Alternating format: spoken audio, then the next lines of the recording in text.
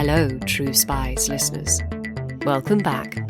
You're joining us as we venture into the vaults to revisit some of your favourite episodes from our collection. We hope you enjoy this classic True Spies rendezvous. We think it's well worth catching up with. This is True Spies, the Classics, from SPYSCAPE Studios. Incoming transmission.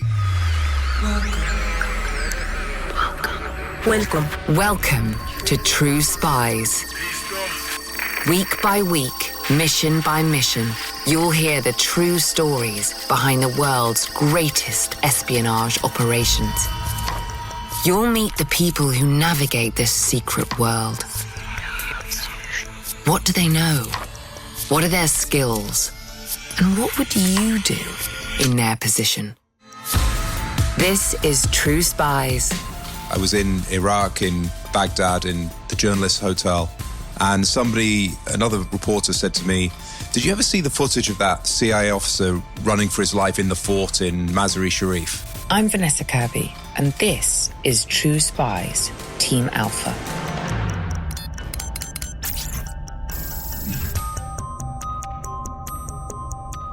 In 2004, journalist Toby Harnden became fascinated with the story of Team Alpha, a group of 8 CIA officers working in Afghanistan in the wake of the 9/11 attacks. Toby was working in Washington, D.C. when 9/11 happened. He covered the US response as it unfolded, but it wasn't until 3 years later that his curiosity about Team Alpha was piqued. It all began with a video of one of the 8 men running desperately for his life. I went onto YouTube or wherever and watched it, and it was footage of this CIA officer dressed in sort of an amalgam of Afghan and American gear, running across this fort, clutching a Kalashnikov in one hand and a pistol in the other. And then he bursts into a room on the northern end of the fort, and all of a sudden he's on camera. He's basically sort of bumped into a German TV crew. And I remember looking at this man's eyes, like a 1,000-yard stare, these staring, unblinking eyes, and just wondering, what had he just been through? He doesn't know whether he's going to live for another few more minutes, another few hours, or what is going to happen. And so I was fascinated by that person and how he got to the fort, what he went through, and also how he dealt with the subsequent years. In this week's True Spies, the story behind that video. The story of the man with the 1,000-yard stare.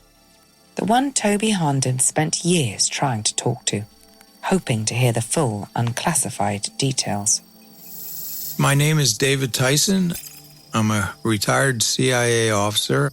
I spent 25 years in the agency, and many years ago, some 20 years ago, I joined Team Alpha and went into Afghanistan soon after 9/11. David and Toby have come together for this special 2-part True Spies series to tell the story of Team Alpha, the story of America's first casualty of the war in Afghanistan. Let's go back to the video that first captured Toby's attention, to the man, David, running across the fort of Mazar-i-Sharif, looking for all the world like a grizzled veteran of close-hand conflict. You might be surprised to learn that the man clutching a Kalashnikov in one hand and a pistol in the other was not an experienced fighter. David's background was in linguistics, but True Spies listeners know sometimes a hidden skill lands you in a place you'd never imagined. Well, I started with Russian as a young man out of the Army in college, and I chose Russian simply because it had strange letters, an odd alphabet. I had not taken a language before that. And I went to graduate school at Indiana University, and there I started Uzbek language and studied Turkmen language, Farsi, and so forth. And this is when the Soviet Union still existed.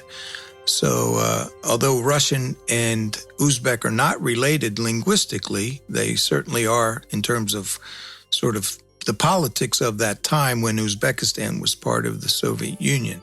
And over time, I understood that the agency was hiring people, namely linguists, people to do foreign language things, translations, interpretation, and so forth. I submitted an application and was selected to be a linguist. An Uzbek speaker like David would be a strong asset for intelligence services operating in Afghanistan, a country with such a diverse population of ethnic groups. Some argue it can hardly be called a country at all. And well before 9/11, America had already established a covert presence in the region. I'll let Toby explain. The CIA had been involved in Afghanistan pretty intensively since the 1980s. So the period of the Soviet occupation, the CIA had been working with the Mujahideen that were fighting the Soviets, supplying them with Stinger missiles. Once the Soviets left Afghanistan, and subsequently there was the collapse of the Soviet Union, the US decided that Afghanistan didn't matter anymore. Strategically, it was a backwater. But a small number of CIA officers maintained contact with the country and their connections with the Mujahideen. One of those officers was David Tyson, who was posted to Uzbekistan, Afghanistan's neighbor to the north. Regionally, Afghanistan was still important. And so being located in Uzbekistan at the time, and my chief in Uzbekistan asked me to focus on Afghanistan, which was easy to do in the sense that there were plenty of Afghans around, and I had a great interest in the area and region. And it soon became clear that the ethnic Uzbeks in Afghanistan were an important factor in the regional issues, and they, in fact, were fighting against the Taliban that had come to the fore, and they were also fighting against the forces of Al-Qaeda, which had sort of moved into Afghanistan in the late 1990s. Before September the 11th, 2001, Al-Qaeda hadn't managed to stage an attack on American soil, but they had already targeted the US elsewhere in the world. In 1998, the group set off simultaneous truck bombs at the American embassies in Kenya and Tanzania. 224 people died, and more than 4,500 were injured. In 2000, Al-Qaeda bombed the USS Cole, a Navy destroyer docked in a port in Yemen, killing 17 more. Now, of course, since 1996, when Osama bin Laden was expelled from Sudan, he'd been given refuge inside Afghanistan. And so with the rise of the Taliban and the Taliban's relationship with Al-Qaeda and its hosting of bin Laden, you had a convergence of Al-Qaeda and Afghanistan. I mean, it's almost like ripple effects. Inside the National Security Council, there was a growing sense that Afghanistan mattered again. On September the 11th, 2001, when 4 commercial airliners crashed into major landmarks of American power, those ripple effects became crushing waves. American intelligence officials had long been on alert. And yet, though it may come as a surprise, the Pentagon didn't have a plan for how to respond.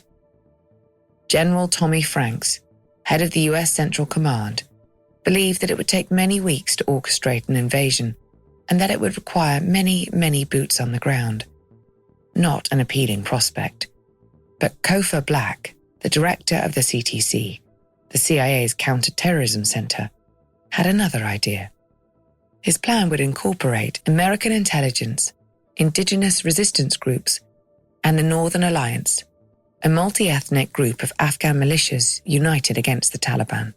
There had been CIA missions into Afghanistan over the previous 2 years, and they were called Jawbreaker missions. And David Tyson had been on the first one of those in 1999. And so there was a relationship between the CIA and the Northern Alliance. And it was this that Kofor Black built on in his plan that he presented to President Bush. Kofor Black's concept of small teams of 8 or so Americans, CIA pathfinders, alongside Green Berets, 12-man ODA, Operation Detachment Alphas, would go into Afghanistan and fight alongside the indigenous resistance. The mission? To gather intelligence on Al-Qaeda with an aim to prevent another 9/11. each of the 8-man alphabet CIA teams, from Alpha to Juliet, had been assigned to a different region of focus. And the very first one to enter Taliban territory, of course, was Team Alpha. Team Alpha was put together very rapidly. It was very improvised. The nucleus of the team was 4 paramilitaries from the Special Activities Division. But one of the things I found fascinating about them was they were not all elite warriors. It was an eclectic bunch of men, led by J.R. Seeger, who was a case officer, a diary speaker who'd worked out of Islamabad with the Mujahideen in the 1980s. The deputy chief was Alex Hernandez, who was a paramilitary officer. Scott Spellmeyer, who was the number 3 on the team. He was a former ranger, another CIA paramilitary. He'd been wounded in the Black Hawk Down incident in the Battle of Mogadishu. You had Andy, who was a Special Forces reservist. Mark Rausenberger, he was the medic. Justin Sapp was a Green Beret, 29 years old, so the youngest member of the team. And he was the only one of the 8 who was not actually in the CIA. Justin was added to be the link man with the Green Berets, and also because the CIA had a limited number of paramilitaries at that time, and so they needed military personnel to sort of augment the CIA teams. And of course, there was Mike Spann. Mike Spann was a 32-year-old former Marine Corps officer. He joined the CIA just 2 years prior, and by all accounts, he was eager to further his career. Mike had been to Uzbekistan previously, and we had been working in an effort to gather intelligence on Osama bin Laden and al-Qaeda.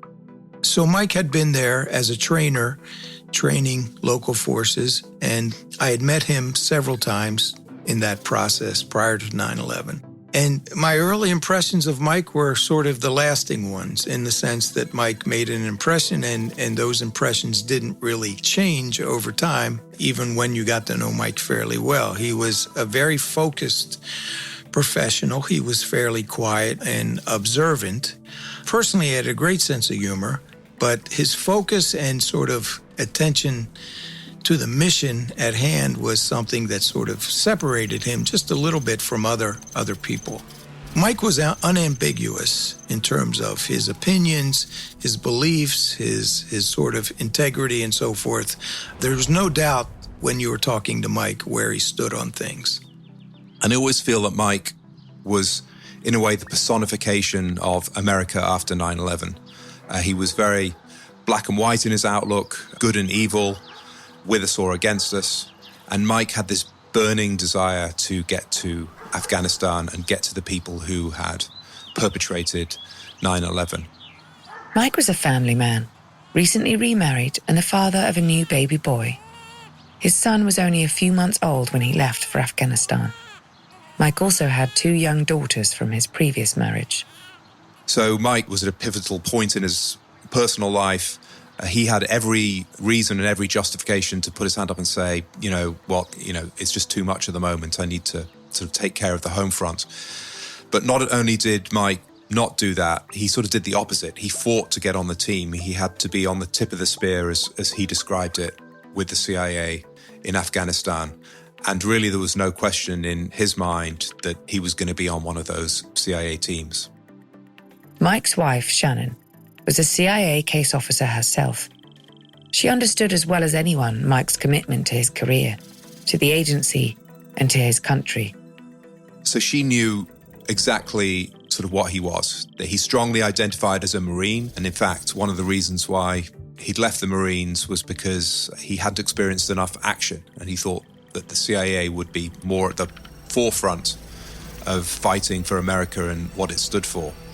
I think it briefly went through her mind to say, well, maybe this isn't the best time. But she knew Mike well enough to know that that was sort of at the core of his being. Mike's view, and Shannon shared it, was that if you were in the CIA and you were a paramilitary, this is what you joined for. And the way Mike explained it to his daughter, Alison, was that what if every daddy decided they had to stay at home? Then there would be nobody to protect you and all of us. And so Mike felt that fighting for his country was the same as fighting for his family, and he was not the sort of person to take a back seat on any of this. The 8th member of Team Alpha, and the last to be added to the team, was, of course, David Tyson. On September 11th, I was in the air flying from Uzbekistan to London, where there was a gathering, a CIA gathering on Stinger missile issues. When I landed in London, I learned very quickly that the World Trade Center had been attacked, and the other locations in the United States, the Pentagon and so forth, had been attacked. And the conference was canceled, and I returned back to Uzbekistan.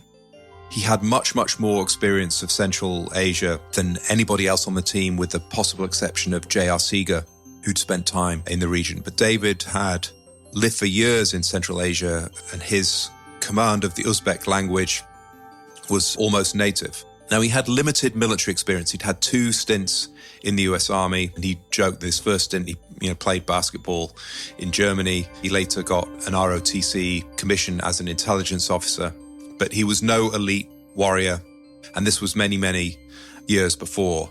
And so he had less of a military mindset than the other members of the team, whose military experience was either a lot more recent or more high level or more extensive. Let's put it this way. David had never killed anyone. Alex Hernandez, who was the deputy chief, was skeptical of David and said, what have you done? And after David told him that he'd been an academic, Alex would refer to him as the professor, or sometimes as the tourist. There was a sense, I think, that David, because he had limited military experience and no combat experience, and because he was so comfortable with the Afghans, that he was willing to take more risks and had maybe less of a perception of danger than some of the other team members. But David was the CIA's sole Uzbek linguist, and his background gave him a significant cultural advantage. He could communicate with America's indigenous allies with an ease that no one else on the team could match.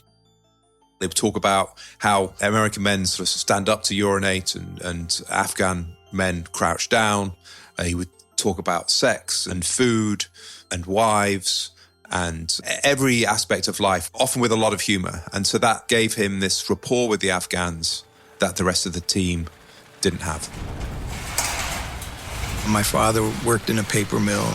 So I grew up with that sort of working class culture, and something I deeply respect and really appreciate, but I really knew it wasn't for me. At least as a young man, I understood that I needed to sort of try something else, let's put it that way.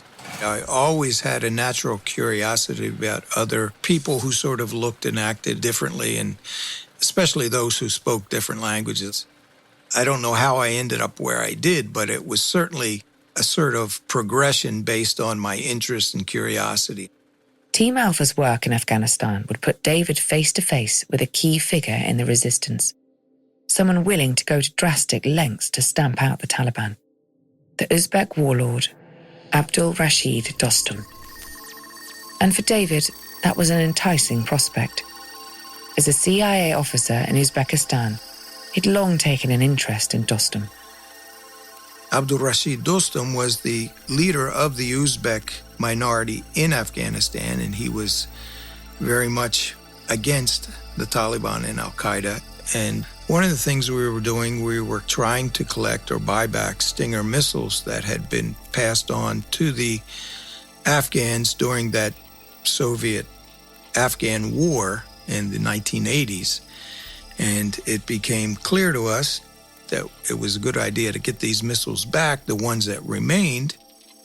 And that's what we were doing. And one of the people who were involved was Abdul Rashid Dostum, who was assisting in the acquisition of these missiles and passing them on to the United States indirectly. A helpful guy to have around, if you don't mind mingling with an alleged war criminal. Abdul Rashid Dostum was an ethnic Uzbek warlord, a fearsome military commander with political aspirations for the Uzbek people in northern Afghanistan. His hands were soaked in blood. He had this fearsome reputation as a warrior who gave no quarter on the battlefield. He has this sort of scrubby moustache and usually unshaven and his prickly hair. He's powerfully built. I mean, he's like a warlord from Central Casting. He was notorious for switching sides, so he'd fought alongside the Soviets against the Mujahideen, who were backed by the CIA in the United States in the 1980s. He'd switched over to the Mujahideen and back again. And so he was viewed by the State Department and the US government more broadly as somebody not to be trusted, somebody with an atrocious human rights record, and somebody that really the US should have nothing to do with. Well, never say never.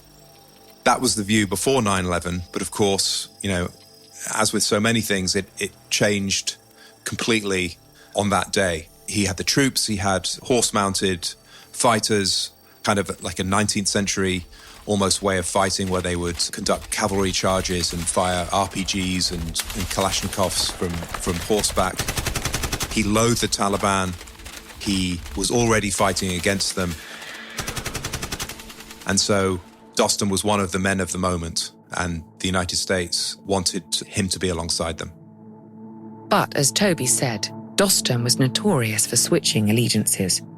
Could a man like that truly be trusted? Even as Team Alpha entered the region in mid-October 2001, its members were uncertain about what was in store for them.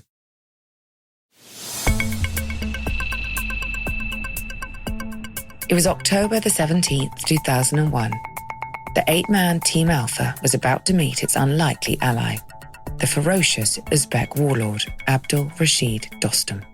There was a lot of trepidation going in. Here's this guy who's a warlord, who's notorious for switching sides. We don't know what the situation's going to be on the ground. Is this going to be a double cross? Is he going to sort of turn his weapons on us? And so there was this real sense as they flew in on the 2 Black Hawks that they just didn't know what they were going to face. Once they landed, Dostum and his men sort of swarmed around. The helicopters carried the CIA officers' gear, and Dostum turned to J.R. Seeger, the Team Alpha chief, and said, "Welcome to Afghanistan. We must have some tea." That's the funny thing about Dostum. He might have butchered his opponents and tortured his adversaries, but he still managed to maintain a sense of decorum. They went into a sort of decrepit abode that had been chosen for the purpose. Some carpets had been put down on the floor. There was debate about whether they should take weapons inside the building because there was a lot of suspicion.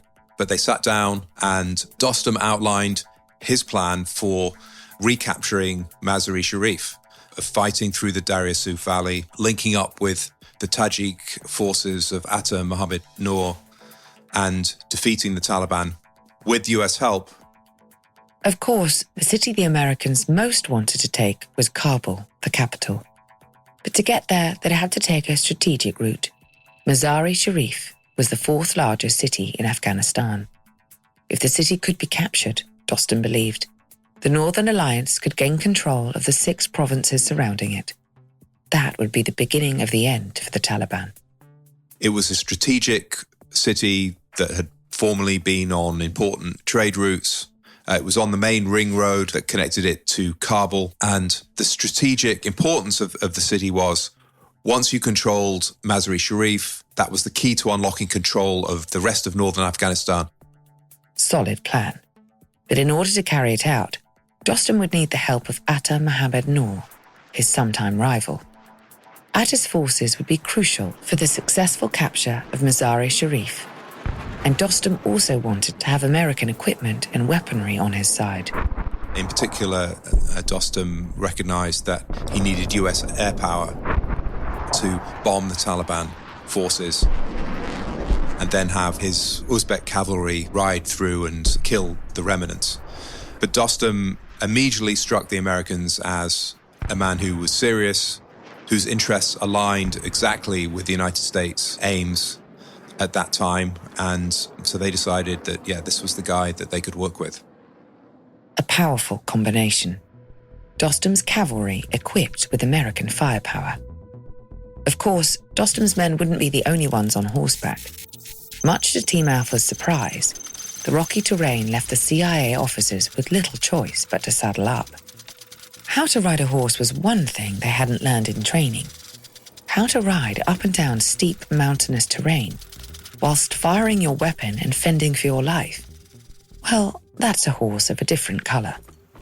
We had a 14-hour horse ride, I think, on the 4th or 5th day, and it was just terrible. The horses were terrible, the kit was terrible, and, to be honest, I was afraid and scared all the time on horseback. I could never get the horse to do what I wanted to. The Afghans would laugh at us, and we would sort of entertain them with our incompetence on horseback. But, riding horses up and down mountainsides and sometimes in combat situations was very unnerving. It was a real sort of shock to their systems to realize that they'd have to be moving and sometimes fighting on horseback. 8 days into the mission, David got a taste of something even more unnerving. What we did periodically was split up into smaller teams and groups, and depending on the mission, we went off and worked with our Afghan partners, meeting Afghan leaders, talking to prisoners, getting supplies, doing the airdrops, and so forth. And one of the things we did was move up with certain Afghan cavalry commanders on horseback and go out to see what was going on, to see the front lines, and on occasion to call in airstrikes against the enemy. And on one occasion, we noticed Taliban or Al-Qaeda forces, and that was the time where I shot my weapon for the first time at someone and, shooting at the enemy. David was accompanied by one of Dostum's lieutenants and 30 men on horseback. And the lieutenant had spotted Al-Qaeda forces in the distance through binoculars. Rather than pick a fight, they opted to retreat, but not before the Al-Qaeda fighters caught sight of them and began to advance. Suddenly, for the very first time, David found himself taking aim at the enemy, shooting and killing.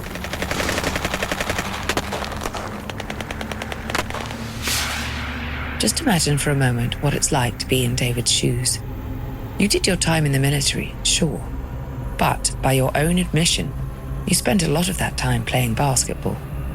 Then you returned home and made a life, for a time, in the world of academia. Your greatest weapon is your intellect. You speak 5 languages fluently and are conversant in 3 more. And you're an asset in conflict zones because of your ability to connect with people. How does it feel to be here on the battlefield? How does it feel to be the one taking a life?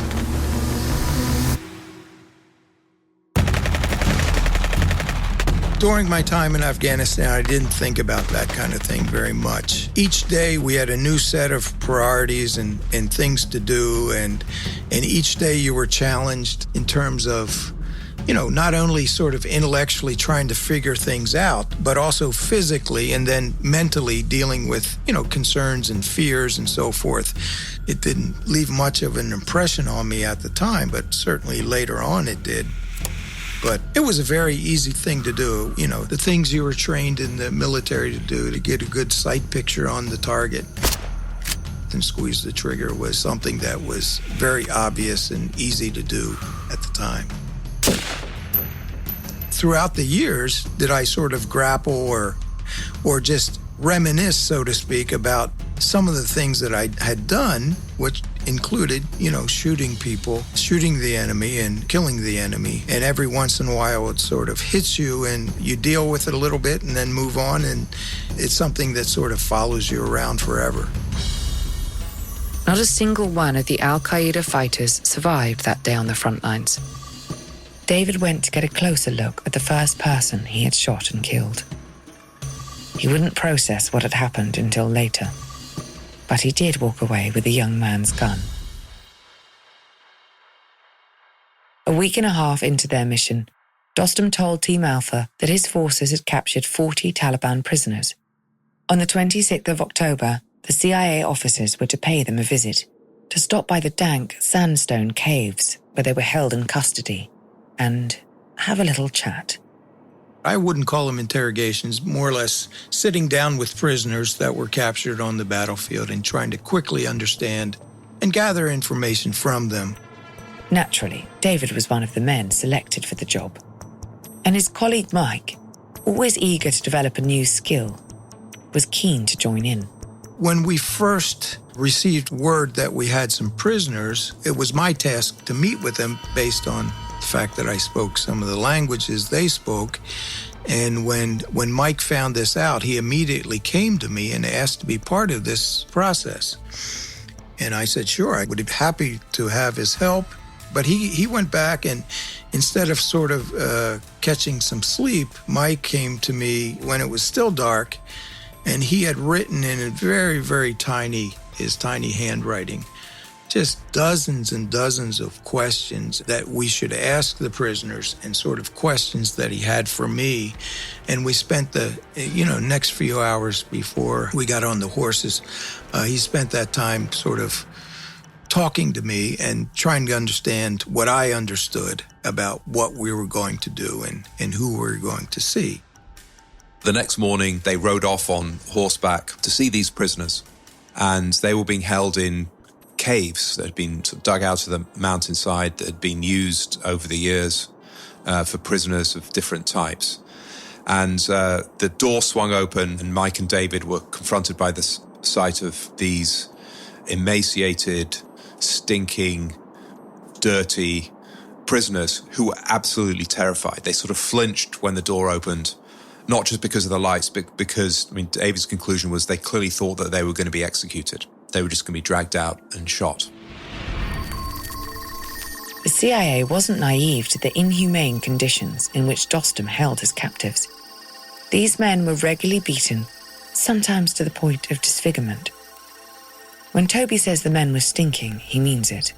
One round of questioning ended early because the stench of a prisoner's wounds was too overpowering for the men to endure.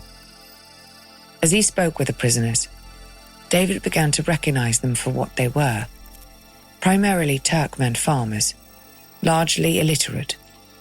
Men who'd been forced into fighting under threat of the Taliban. He believed they could be released and sent back to work on their farms. They offered little in the way of useful intelligence. Mike was extremely dogged, extremely thorough, and he always wanted to get to the truth. He was very suspicious of the prisoner stories. And he said to David, well, how do you know this? How can you tell this is just a Turkmen and he's just a farmer? He could be lying. He sort of wanted and received a crash course on, how to deal with these or who these prisoners were.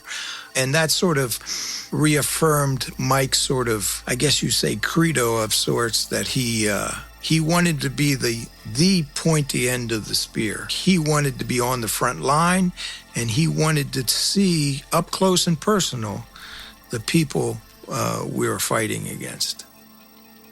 Mike, eager to grow in the agency, was hungry for insight that would improve his ability to serve. It not only impressed me, but it sort of made me like him even that much more. By Team Alpha's 4th week in Afghanistan, there were signs that a tide was beginning to turn. Remember how each CIA team was assigned a different region of focus. For Alpha, that included Mazar-i-Sharif. Mazar-i-Sharif is a city that had been back and forth between Taliban and Northern Alliance control. And so there was this sense that it was the first domino, that once that domino was toppled, the other dominoes in northern Afghanistan and then in the rest of the country would fall. And that's what happened. The liberation of Mazar-i-Sharif in the first 2 weeks of November in 2001 was not something we were really planning for, in the sense that we had been in combat and we had some sort of serious resistance to our movement to Mazar in the days just before its liberation. We were told that the Al-Qaeda and Taliban forces had left the city, but like everything in combat or in Afghanistan or in many other situations, you can't believe necessarily, or you can't plan for that kind of thing. You have to go into these situations with your eyes wide open and be ready for what you've been doing the whole time prior to that, getting under fire and so forth and fighting your way through. So as we got closer to the city, people started to come out and started to wave at us and smile and ask us questions and so forth. And it was clear that there were no enemy left in these areas around the city.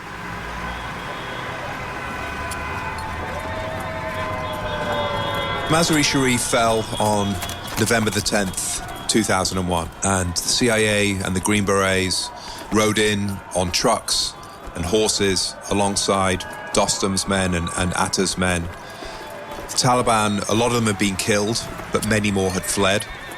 The people lining the streets, cheering and smiling, some of them had shaved off their beards the day before. And for the Americans, it was, several of them compared it to the liberation of Europe in 1945, of being greeted by like liberators and heroes. In Washington, President Bush and other White House officials were elated. In his speech at the United Nations, Bush claimed that the Taliban's days were numbered. But for Team Alpha, on the ground in Afghanistan, that sense of victory was short-lived. The problem was that although the city had been abandoned by the Taliban, many of the Taliban had just melted away, gone to fight elsewhere and to fight another day. And there was a new situation in which Atta, Moakek and Dostum were fighting for control of the city. So it was a different phase. Rather than it just being the Americans and the Northern Alliance alongside each other with one aim, which was to recapture Mazar-i-Sharif, things sort of splintered somewhat. That day we did arrive in the Mazar, I got word that there was one group of so-called Al-Qaeda, well, they called them Chechens, remained in a school complex and that they would not surrender. Chechens being a term used to describe foreign fighters from all over the world. As it happened, these fighters weren't from Chechnya or Eastern Europe, but from Pakistan. And they weren't all terrifying warriors. Some were just 12-year-old boys. And we had to basically destroy the school and assault our way into the school complex to kill the rest of the enemy that remained. So even that day of sort of liberation in Mazar, it ended with a fairly serious fight. You know, we had to call in airstrikes and so forth. But I think that's sort of symbolic or indicative of the whole process. You have certain feelings and emotions, and they can be wiped out very quickly by the turn of events. Back in Washington, there was a sense that Mazar-i-Sharif had fallen. That was it. There was nothing more to see there. But there was a sort of ambiguity about the city and the surrounding areas that not only continued, but became sort of more heightened in the 2 weeks or so after Mazar-i-Sharif had fallen. So some villages that had capitulated were suddenly not safe to go to. There were groups of prisoners being held and bartered, and David had this sense that everything was not quite as it seemed, and there was still a lot of danger. That danger was headquartered in the west of Mazar-i-Sharif, in a fortress perched high above the city called Kalajengi. Rough translation, House of War. On the 24th of November, David and Mike drove out to the fort to meet their Afghan allies and speak with Al-Qaeda prisoners. There was no electricity in Kalajangi, and in the darkness, the security risk was high. It was not clear what was going on, but it was clear that we had no business there on the evening of 24 November. There were 2 explosions. I think 2 suicide bombers blew themselves up. And at the time, it was not clear what they were doing because we had not had, up to that point, any suicide bombers take any of that action. David and his colleague had driven out to the fort to meet their Afghan allies and interrogate Al-Qaeda prisoners. But the explosions sent them back. Now, the next morning, they're heading back in. But even when you're a CIA officer working in the far reaches of the globe keeps spinning. Life back home carries on. And every so often, David's colleague Mike Spann would get a reminder when he dialed home to Virginia to speak with his wife, Shannon. Throughout Team Alpha's time in Afghanistan, Shannon and Mike would speak whenever they could via satellite phone. Shannon was another CIA officer, so she was also following events from CIA headquarters. She would go in sometimes, or she had colleagues who were able to tell her more than most spouses would be able to be told about what was going on. So she knew what Mike was doing. After the fall of Mazar-i-Sharif, as Team Alpha were preparing for their next task, Shannon Spann was getting ready to celebrate Thanksgiving.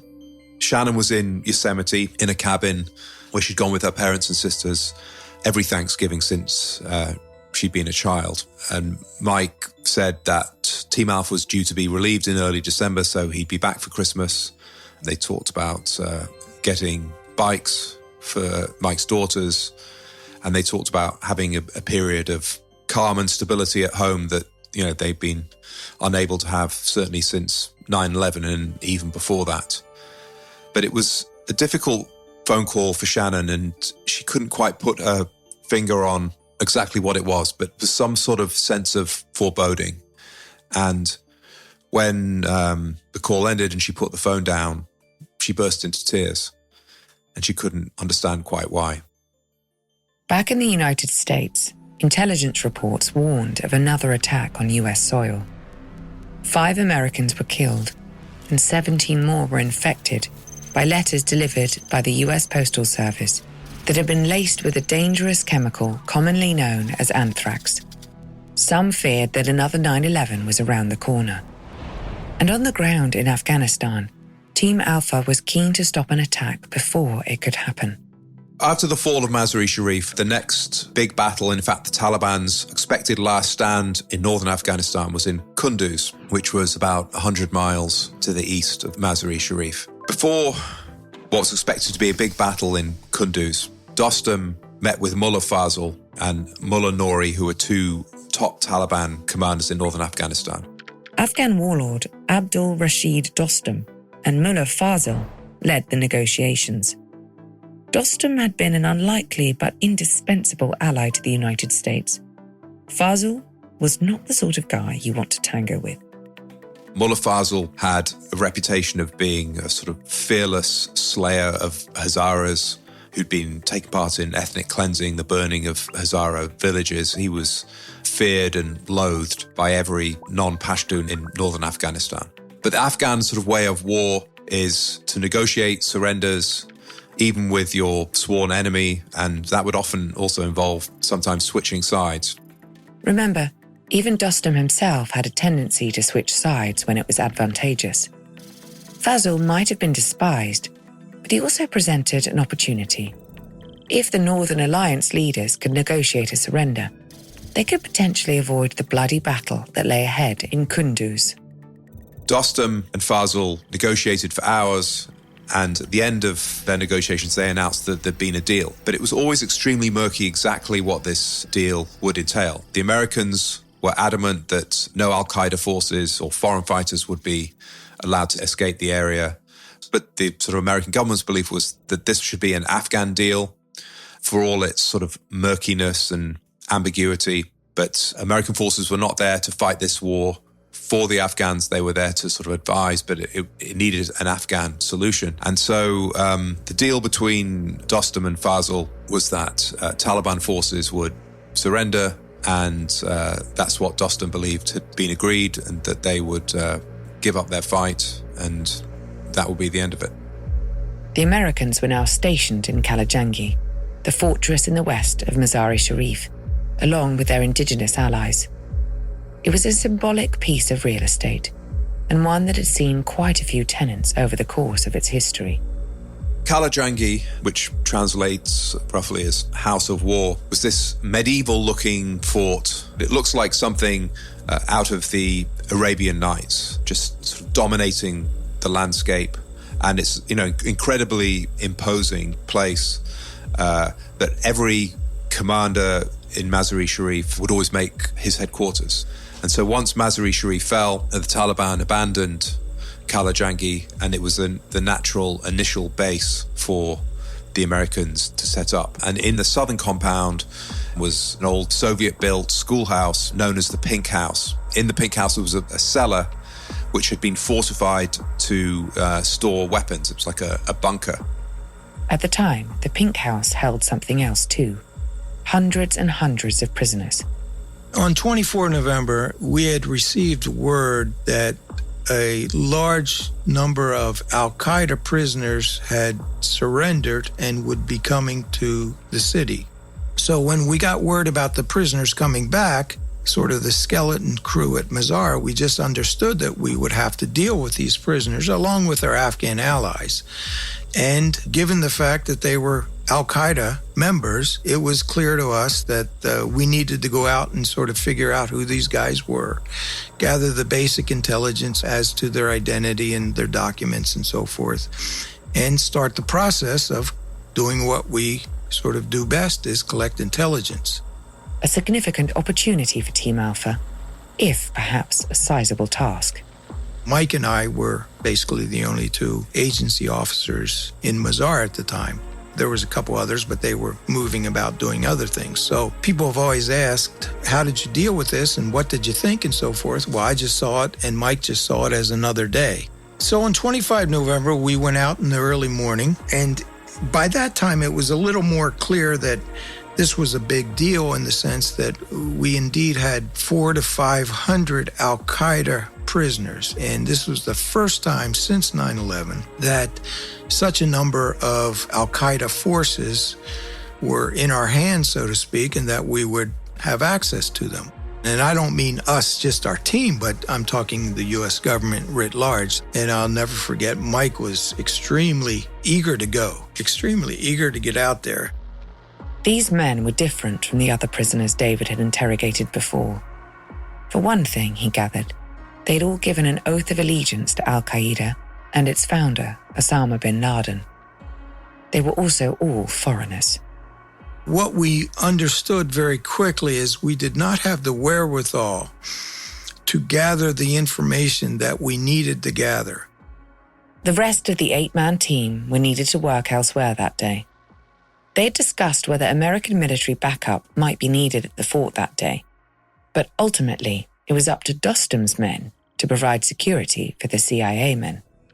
Because of his skills as a linguist, David shouldered much of the burden of speaking with prisoners. Mike did not speak a foreign language.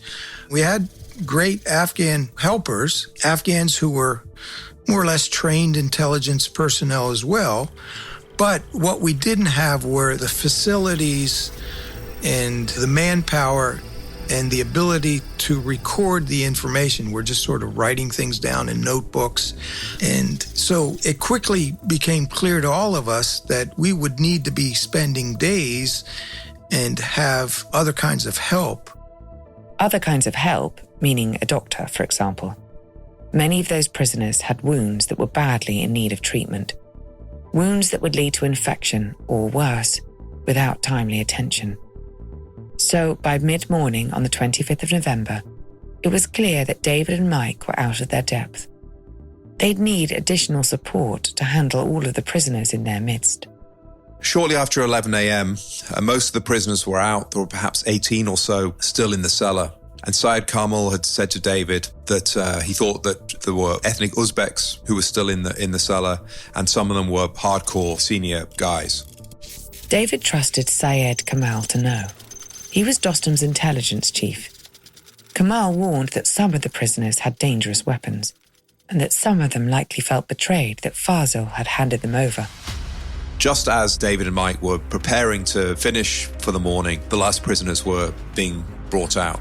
I was at the time taking prisoners and sort of isolating them so that I could speak to them in private. And that was a distance away from where Mike was. And during that process, when we understood that there were about 30 to 40 prisoners left for us to sort of talk to and take pictures of, shouts, screams, and explosions and gunfire began in the building, which was very, very close to where Mike was located at the time.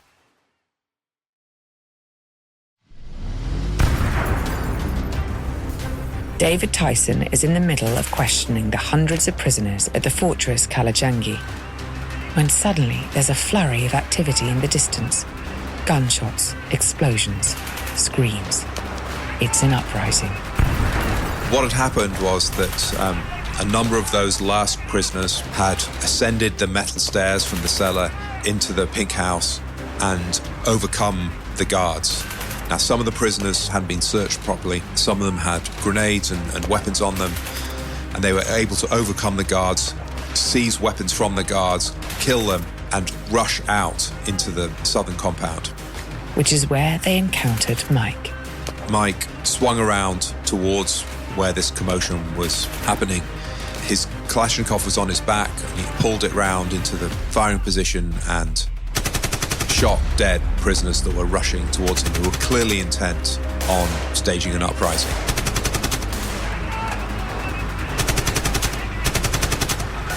As he did, though, some of the prisoners were rushing him from behind.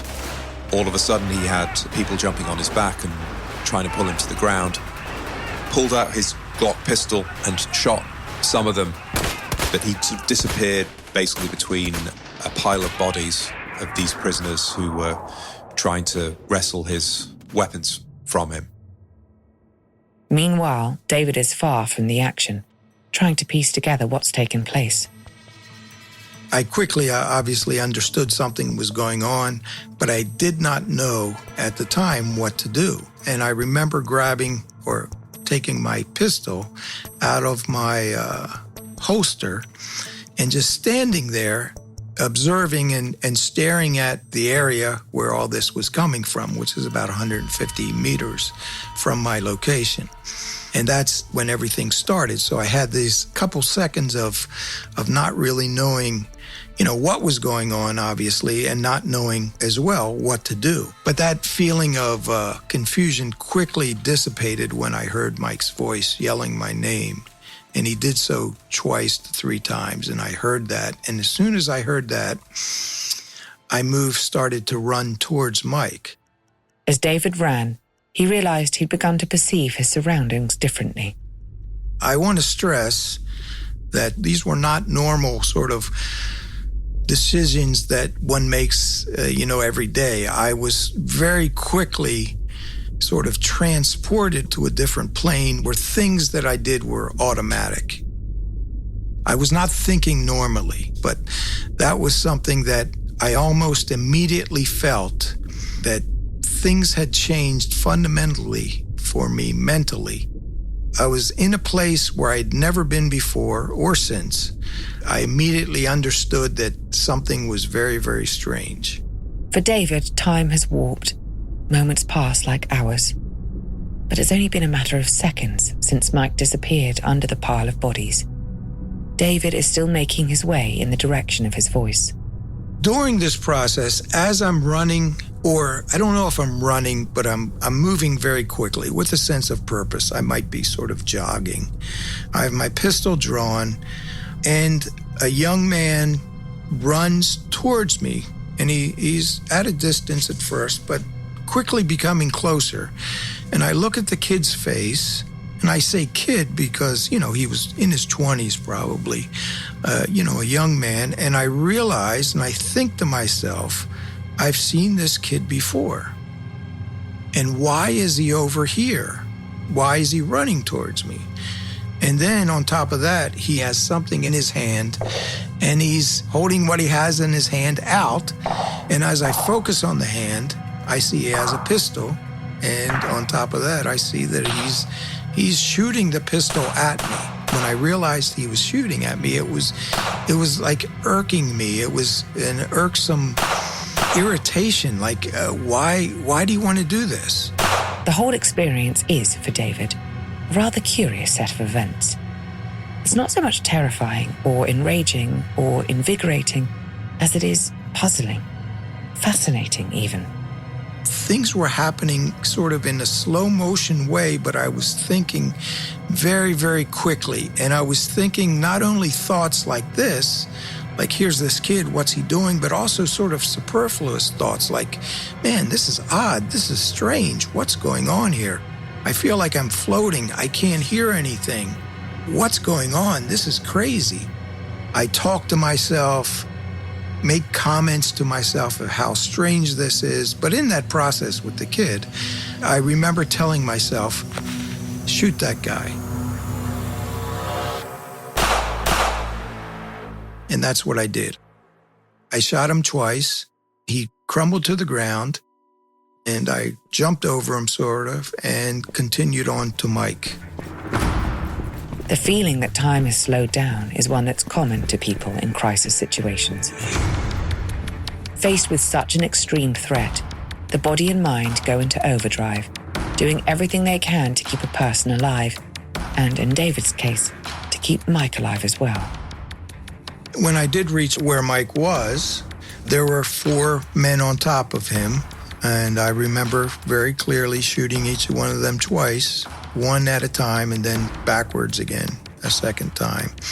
And one of the men had Mike's rifle in his hands and was trying to get that rifle, or secure that rifle, if you will.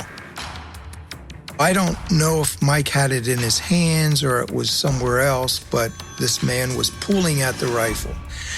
And so when I shot the men,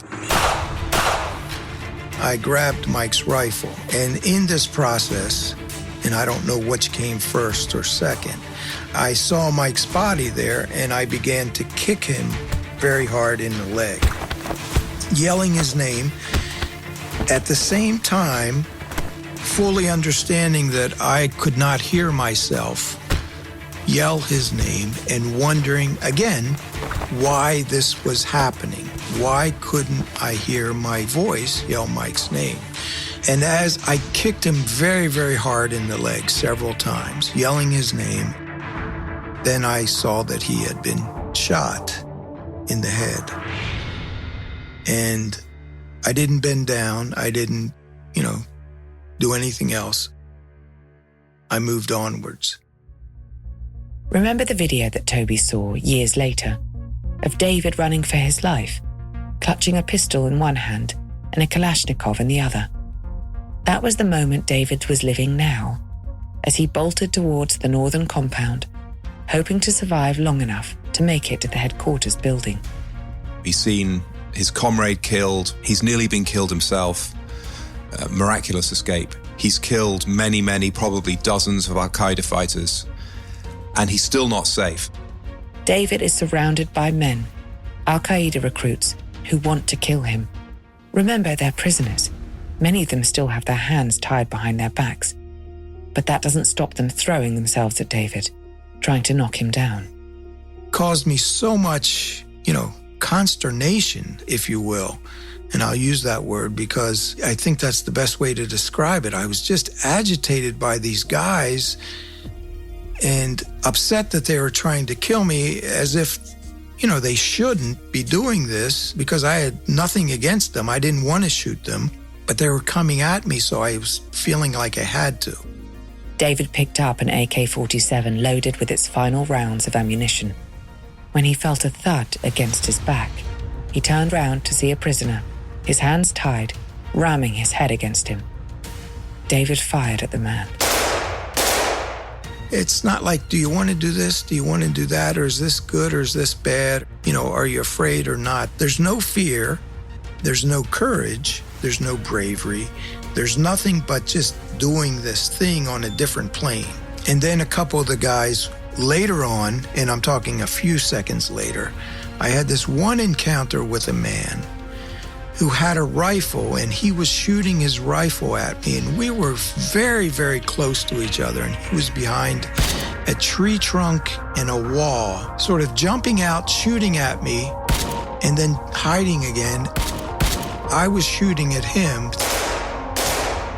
I remember understanding at the time this was ridiculous, utterly ridiculous to be doing this, because I was going to get killed or he was going to get killed, and it served no purpose. It reminded me of playing cops and robbers as a kid, something that was just so odd and bizarre. At one point, he pulled a wounded Northern Alliance member over to the side of a vehicle, out of harm's way. He has no memory of this. He was told about it later, but he probably saved that man's life. Finally, after, I think it's pretty clear now, about 18 minutes, 17 to 18 minutes, I made my way to another part of this fortress where I came into, sort of a safe zone, relative safety. So I had escaped. That's when things started moving at normal speed again. And that's when David began to process everything he'd just been through. When I got up to this area of safety, relative safety, I squatted down, and I remember very clearly now just saying, what the hell just happened? And just sort of breathing and shaking a little bit, and I had my rifle, and just sort of looking around saying, okay, you're really here. You're not anywhere else. This is real. This just happened, and now let's get on with it. Imagine, you've just lived through the most harrowing experience of your life. You've fatally shot many people in order to defend yourself. You've made your way across a treacherous battlefield, and you've finally arrived to safety. And yet, the battle that nearly killed you rages on. No time to sit back and rest on your laurels. Your mission still isn't complete. I'll let Toby fill you in on what happened next.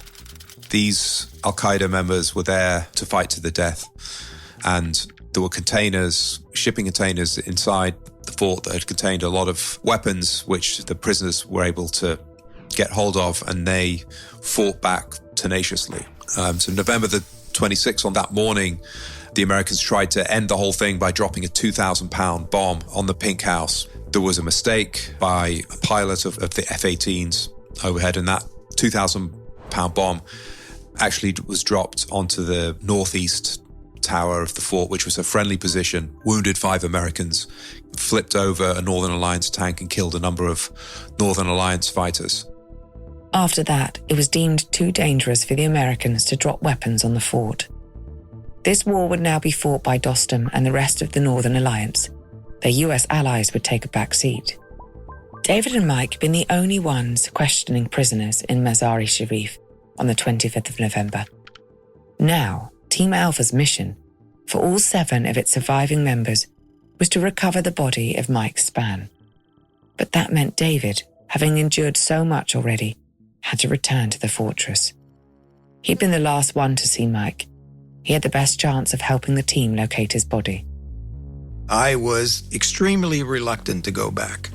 I was scared in a way that I had never been afraid before, to the point of shaking, violent shaking. I had not been sleeping at all through this process. And I was coaxed into going back by my teammates because I spoke the language. I knew where Mike's body was and so forth. And each day that I went back, I was, for lack of a better word, scared shitless. David had just endured the most traumatic experience of his life.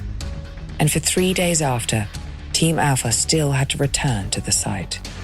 But each day I went back and they told me, let's go up here and let's do this. And I would say, no, I'll sit down here. I'll wait down here. And you hear the bullets whiz over your head, or, it's not that dangerous from a certain standpoint, but I was still scared. I remember very clearly crouching one day next to a tank. The Afghans had tanks, and they brought one of these old Soviet tanks in. I remember crouching next to it and hearing this rattling noise and just looking over to my arm and seeing my rifle beating into this tank tread, because I was shaking so much. It was the morning of November the 28th, early in the morning. The Northern Alliance fighters had done a sweep through the southern compound, and all the Al-Qaeda fighters, they were back inside the Pink House cellar, and the southern compound more broadly was under control of the Northern Alliance, and it was strewn with bodies. The Northern Alliance had used a tank to clear the area. Then they conducted a search near the place where David had last seen Mike. And Commander Fakir, who was one of the commanders that David had fought with in the mountains, came to David and said, was Mike wearing cowboys?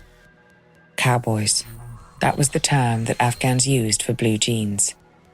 Sure enough, Mike had been wearing a pair during the uprising on November the 25th. So a group of Afghans picked up the body, which was very close to where David had last seen Mike, just next to the Pink House, and brought the body through the gateway into the northern compound.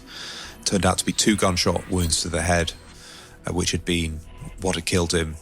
One of the Green Berets, Mario Vigil, who's a master sergeant, he'd carried a flag into Kuwait during the Gulf War in 1991 and had brought the flag with him. And so Mike's body was draped in this American flag, and Team Alpha members carried him out of the northern compound and into a van that was waiting, and they drove the body back to the Turkish school in Mazar-i-Sharif. Mike Spann had become the very first American casualty of the war in Afghanistan. 2,400 more would follow. And many, many non-Americans would die too, as a result of the war on terror. A war that would soon spiral outwards, beyond Afghanistan, to claim an estimated 900,000 lives. That number includes thousands of civilians, thousands of children. And the conflict continues to take its toll. But what happened later was not something Team Alpha foresaw in those first days and months after 9/11. Once their colleague was confirmed dead at Qalajangi, their mission had ended. Mourning Mike is something that didn't happen and is over. It's something that, sort of happens frequently for me. And I'm not saying that's a bad thing at all. Mike is part of who I am now, and he's like a shadow lurking over me. And he was a serious guy. He's a Marine, he's a patriot. So I sometimes wonder, what he's thinking, so to speak. So Mike is never far away, and that's one thing. And he left a hole in the CIA as well, because it's clear to me and clear to many other people who know things better than I that Mike would have been a very senior leader in the agency had he survived. If there was one place on 25 November 2001 where Mike wanted to be professionally, it was right where he was. Now, obviously, personally, all of us would prefer to be with our families and so forth. But professionally, there was no other place that Mike wanted to be on 25 November 2001 than where he was that day. And in spite of the death of one of their own, Team Alpha's mission had been a success. There was this formula of hundreds of Americans, not the 100,000 that we later had in Afghanistan, but hundreds of Americans working as advisors alongside the indigenous allies of the Northern Alliance against the foreign invaders of Al-Qaeda. And that was a formula that worked. After a review of the Battle of Qalajangi, the CIA awarded David its highest honor, the Distinguished Intelligence Cross, for extraordinary heroism. David went on to serve the agency for another 2 decades. He retired in 2020. But of course, that wasn't the end of this story. You remember how it happened. Crowds clamoring onto the airport tarmac, clinging to cargo planes as they lifted off the runway. Thousands of interpreters left stranded, facing an uncertain future under a vengeful regime. It was history made painfully before our eyes, and it happened not even a year ago. When the United States finally withdrew from Afghanistan in August of 2021, Toby and David were watching, along with the rest of the world. One of the tragic ironies about Team Alpha's mission and the CIA mission after 9/11, I think, is that it was so successful so quickly. Despite the success, you could see the seeds of a number of things that would really bedevil the American effort for the next 2 decades. Difficulties of handling prisoners, difficulties of coordinating airstrikes and friendly fire instances, the sort of murkiness of Afghan tribal and ethnic politics, of unreliable allies, of deals that are not everything they seemed. I think it led to a sense of, I don't know whether it's hubris or arrogance, but a sense of we, America, can do anything. We toppled the Taliban in a matter of a few weeks. So, let's shoot for the moon here. Let's try to build a democracy, a functioning sort of nation state that will be our ally for decades to come. That was classic mission creep, really, but that sucked America into a much broader, a more ambitious project. Afghanistan, the US learned all too late, is not a place that Americans could just drop into and easily understand, as much as their early successes might have made it seem that way. David, who understood the locals better than anyone else on his team, is still quick to credit America's allies and careful to point out the other ways they've been shortchanged. A lot of times Americans and other people say, wow, that was great what you guys did. That was hard stuff. And that's all true.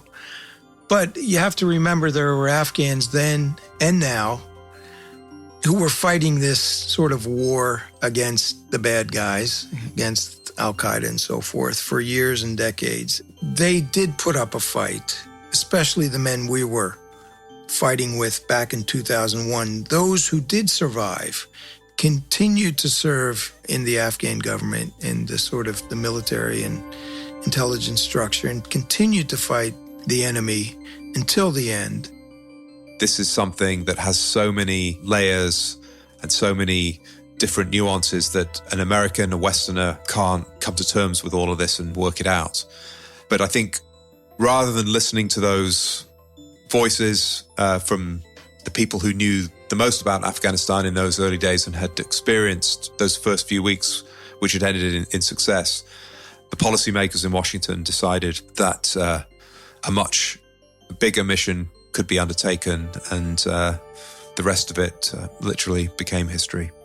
I continue to stay in contact with some Afghans, and it doesn't take a lot of work to understand that those Afghans who were on our side have been left and abandoned fully, and that there's no amnesty for these men and their families. Everything that was promised to them by our government has been, sort of abandoned. As the United States does, from time to time, we forget. We very quickly forget.